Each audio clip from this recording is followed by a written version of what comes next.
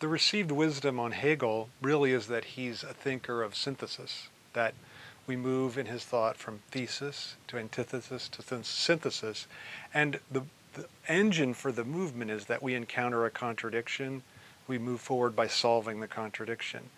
And even though anyone who reads Hegel knows that these terms never appear in any of his works, so it's strange that they have become associated with him, and it's part of a global misunderstanding, I think. But even those people who do really know him, nonetheless think that in terms of this movement of solving contradictions toward the ultimate solution of all contradiction. And that's how thought moves, that's how history moves, etc. So I understand the appeal of this way of thinking, but my sense was that Hegel actually wants us to sustain and deepen contradiction, or that's what he's trying to do in his philosophy. And I think it's clear, especially clear in phenomenology of spirit and the science of logic. And it's in the logic, actually, where he makes the clearest statement of this, where he says the thought of contradiction is the essential moment of the concept. And to me, that's just, it's almost like he gives his whole thought in a capsule form. And so the point I see of Hegel's thought is reconciling ourselves. The German word is Versöhnung, reconciliation. Reconciling ourselves with contradiction rather than solving it or overcoming it. And I think if you pay careful attention to the different texts, that's apparent. What's also interesting is that this explains why Hegel was so taken with Christianity. It seems strange. He's a smart guy. It's clearly in some ways a post-Enlightenment. He's a post-Enlightenment thinker. Why would he think Christianity was important? Well, he thinks Christianity provides a representation of the absolute form of contradiction, because it takes the God, the omnipotent God of the beyond, and it identifies it with the most humiliated human form, that is Christ on the cross. So fascinating, right? So his point is, you cannot, once Christianity comes along, you can no longer sustain this idea that there's an absolute beyond. Instead, you have to think, no, Christ actually is God. Christ isn't the representative of God. Christ is God. And then he says, he has this great line where he says, with the crucifixion, God himself is dead. And that for him is a way that everyone can understand the point that he is making in philosophy. So his idea is that if people really took Christianity and understood what its project was, that they would come to the same conclusion that his philosophy does, which I think is pretty fascinating, and allows us to, we live in an era when Christianity is most associated with fundamentalism or evangelical lunacy. Hegel gives us another way to think about that, which is also not the New Age kind of everything, all religions are the same. It gives us another way to think about maybe what you might call the radicality of the Christian idea, at least.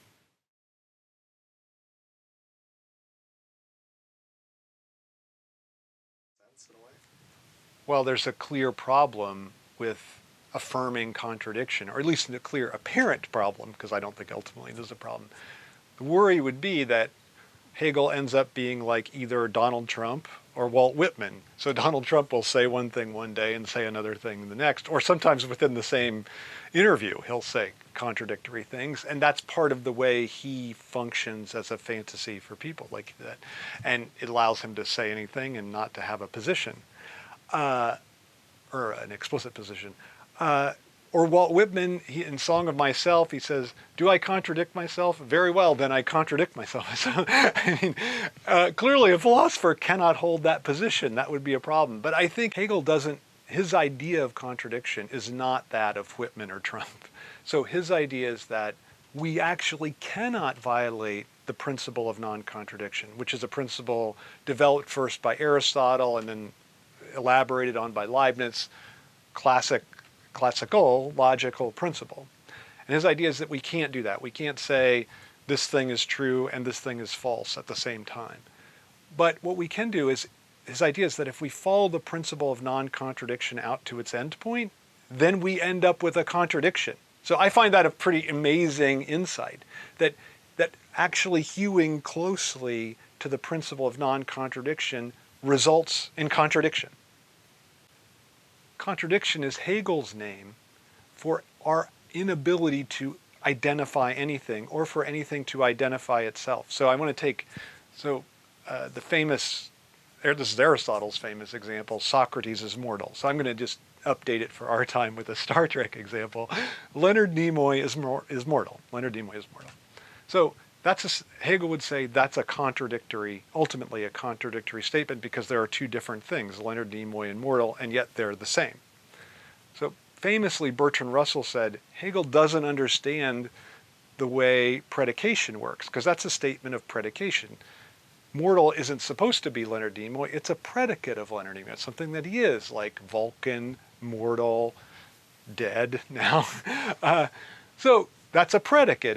There's no identity. And his example, Bertrand Russell's example, is statements of identity say something like, Leonard Nimoy is the actor who played Spock.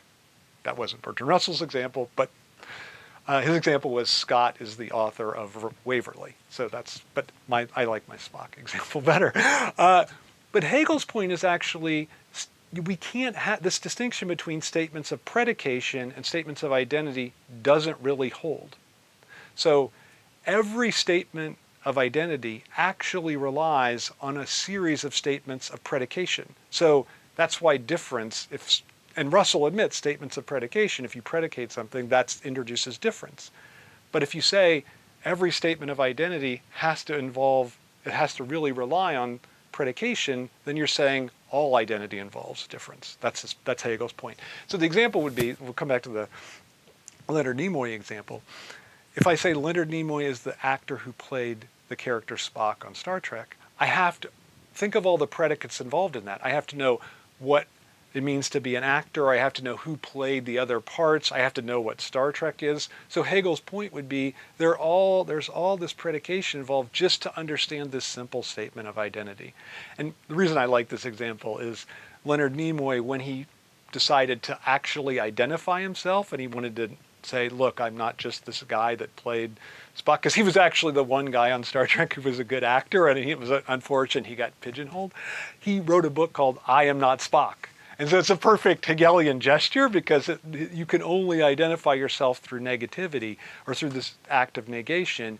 And Hegel's idea is that no predicate fully captures an identity or fully captures the subject. Instead, it's actually the failure of predicates that captures what you are. So Spock, that's why it's nice that Leonard Nimoy says, I am not Spock. So this idea that the failure of predicates captures what you are, not the actual success. Your identity is not the sum of the predicates that define you. So it's not, I am professor, I am bald, I am myopic, etc. Those are all my best qualities. Instead, it's how do all those predicates fail to fully identify me, and that becomes for Hegel my identity. I think there's a joke that just perfectly captures this idea. It's one of my favorite priest jokes, although it's not a joke about the priest having sex, which makes it even better. It's not a cheap shot. This priest wants to go visit the convent that's on the other side of town from where he is, and so but in order to get there, he has to walk through the bad part of town. So as he's walking down the street, a woman provocatively dressed comes up to him and says, hey, how about $20 for a quickie? And he's just confused. He doesn't know what that is. And he walks on, doesn't even respond to her. Turns the corner. Another woman comes up to him and says, how about $20 for a quickie? And again, he's just totally befuddled, doesn't know what to do. And he walks on. Finally, he gets to the convent. And he comes up to the Mother Superior and he looks at her and he goes, what's a quickie? And she goes, $20, just like in town. And I think it's such a perfect joke because it captures the way in which clearly the Mother Superior is different from the sex workers that come up to the priest, and yet the joke suggests there is a kind of identity between which is actually, I was just thinking, it's true in Hamlet, right? Get thee to a nunnery. It's like makes the link the same kind of link that's made in this joke. So it seems like a perfect example of the way in which identity for Hegel, and this is a very complex formulation, but he says it repeatedly, and I think it's a really nice, identity is the identity of identity and difference, which sounds crazy, but what it really means is that every identity has to involve difference in it, and then figuring that out is how do we understand what something is.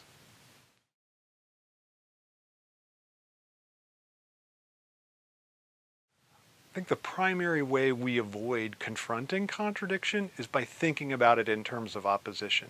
So we think, instead of a contradiction in ourselves, there's an opposition between us and some external enemy. I think the most obvious example is the global capitalist order thinks jihadism is its external enemy, and vice versa actually too. So jihadism thinks modern global capitalism is its external enemy, and both, by doing that, avoid confronting their internal contradictions. So Hegel demands that we can, rather than thinking in terms of opposition, he demands that we confront our internal contradictions, and by confronting them, we move forward to further a deeper and a contradiction that's more recalcitrant, one that is more resistant to being resolved. Ultimately, the end point is what he calls the absolute idea or absolute knowing, and that's when you recognize that there is no final resolution to contradiction. That contradiction is just what we have to use a term he would use, we have to tarry with contradiction. We just have to constantly be engaging with it, and so that's the movement. And so we avoid it through opposition, and we move through further contradictions by thinking about what we imagine as, what he uses the different terms, subject and substance.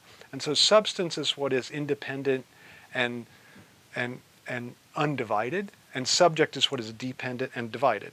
And so part of what he wants us to do as we're moving through his philosophy, and this is moving from one contradiction to another, is seeing how what we thought was a substance actually is a subject just like us. So one of the ways we avoid contradiction is assume that the thing external is a substance, like the belief in a God of the beyond. Like that seems the most obvious thing. And so again, Christianity is this, substance is really subject. And in the preface of the Phenomenology, there's this great line where he says, everything hangs on seeing the true not just as substance but also as subject. And so I think we want to think of truth as substantial. That is, truth is undivided. It's true. It is what it is. And in fact, that's a very common, people use that saying a lot today. It is what it is. And that's the most anti-Hegelian saying there is, because his point is nothing just is what it is. It's always becoming something other than what it is, or even if it's not becoming, it still relies on something other than what it is. So that's I think the answer.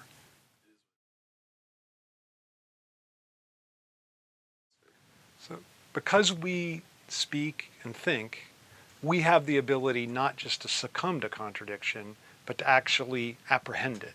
And that differentiates us, Hegel thinks, from all other beings who just succumb to it. So a tree experiences contradiction and then succumbs to it when it dies. But we can actually engage it and embrace it and reconcile ourselves to it. And that's the idea of his philosophy. And this end point of his philosophy, which, as I said before, is either absolute knowing or absolute idea or the absolute work of art. It can be, it's just basically the absolute. It depends on what the book is or what area he's thinking about. But one way to think about that is you can be yourself in absolute otherness. So you don't feel like, you feel at home in what's most strange to you. So I think that's a very nice, because I think it's the opposite of I'm going to retreat into myself and guard myself against what's external. Instead, it's I'm going to be able to see myself in what's most foreign to me. And that's for him a reconciliation with contradiction and an embrace of it. So I see that as the end point of his thought. I think there's a great filmic example of this. Buster Keaton, I think there's two actually, but I think this is the best one. So I think Charlie Chaplin's City Lights at the end is very good. But I think superior to that, just like he was superior to Chaplin as a comedian, is Buster Keaton's The General. So little background. The General it takes place during the Civil War, and Buster Keaton's his girlfriend Annabelle will only marry him if he's a member of the army. But he's fine with that. He goes to enlist, but then they will not allow him to enlist because he's a train engineer and he's much too valuable as a train engineer to, what if he died, stupid battle, and he gets killed? So they reject him, and he tries all these funny ways to get in, but they reject him. So she's like, no dice, I'm not marrying you. And he's crushed. But he continues he works as a train engineer for the interestingly Confederate Army, and he ends up helping them to win a battle. And then after he wins the battle, he comes and he goes to see this general. He thinks he's going to be doesn't know what he might be in trouble. He doesn't know what's up.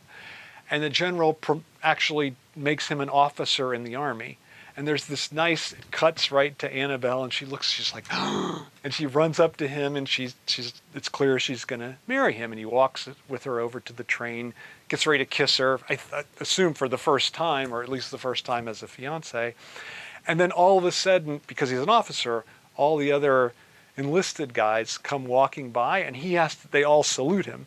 And so he has to salute each of them instead of kissing his fiance. And so there's the very thing that makes him eligible to be her fiance is the thing that ends up preventing him from actually realizing his ability to kiss her now, right?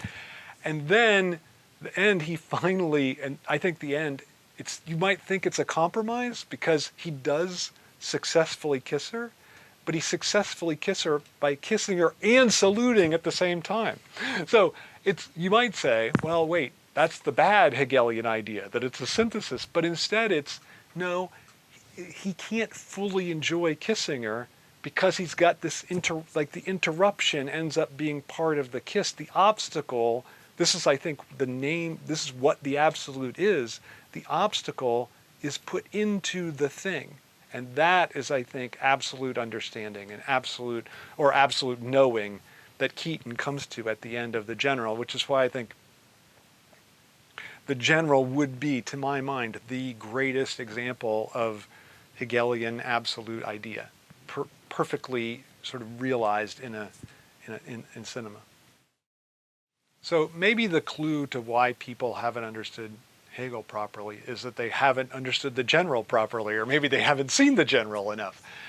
But what's interesting to me is that the vastness of the misunderstanding of Hegel, I think, requires a real effort on the part of people to shape and to correct. And I think one of the things that's interesting is trying to understand why that misunderstanding arose in the first place.